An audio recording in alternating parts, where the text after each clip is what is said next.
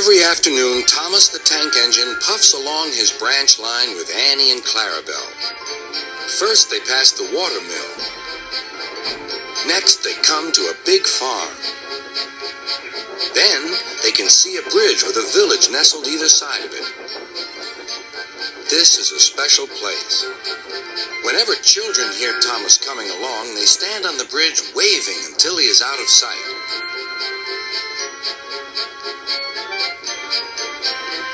One day, Thomas was running late. He had stopped at the signal before the bridge to talk to some new children. Percy the Green Engine was waiting too. "Hurry up, Thomas," called Percy when the signal dropped. "If you're late, Sir Topham Hatt may get a new engine to replace you." He would never do that, thought Thomas, but he was worried. Next day, Thomas hurried along the line. Just ahead was the goods yard. There, on the platform, was an inspector waving a red flag. Next, Thomas saw some children. They were waving too.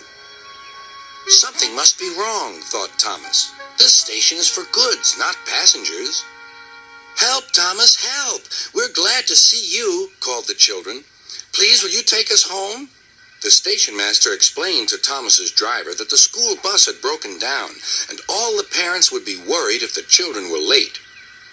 Thomas waited as the children walked down from the bridge.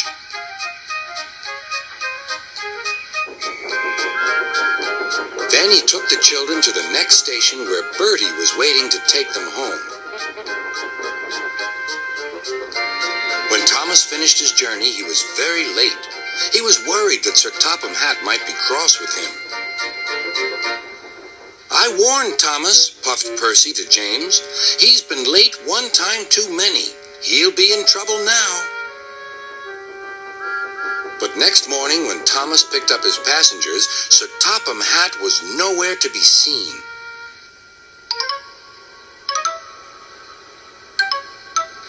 "Thank goodness," sighed Thomas.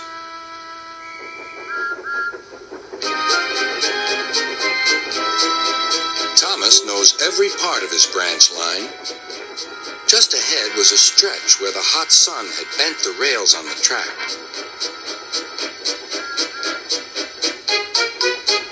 "Careful, Thomas," called his driver, but it was too late.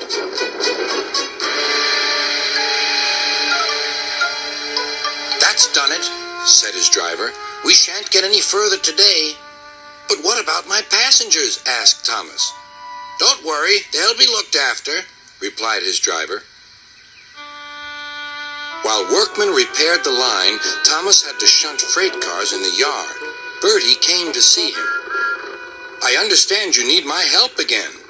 "Yes, Bertie," replied Thomas sadly. "I can't run without my rails." Bertie set off to collect Thomas's passengers.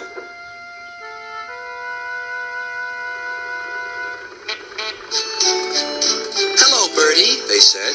"We're glad you're here." Bertie drove along the road that runs by the railway. He stopped at each station along the line. Sometimes he stopped between stations to let people off closer to their homes. Thomas felt miserable. "I've lost my passengers to Bertie. They'll like him better than me." Sir Topham Hatt arrived. "Your branch line is repaired.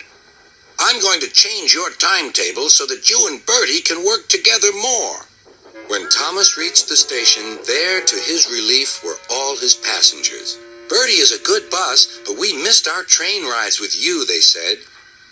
Later, Thomas spoke to Bertie. "Thank you for looking after my passengers." "That's all right, Thomas. I like to make new friends, but I'm glad to share them with you." "You're a good friend indeed," replied Thomas, "and always will be."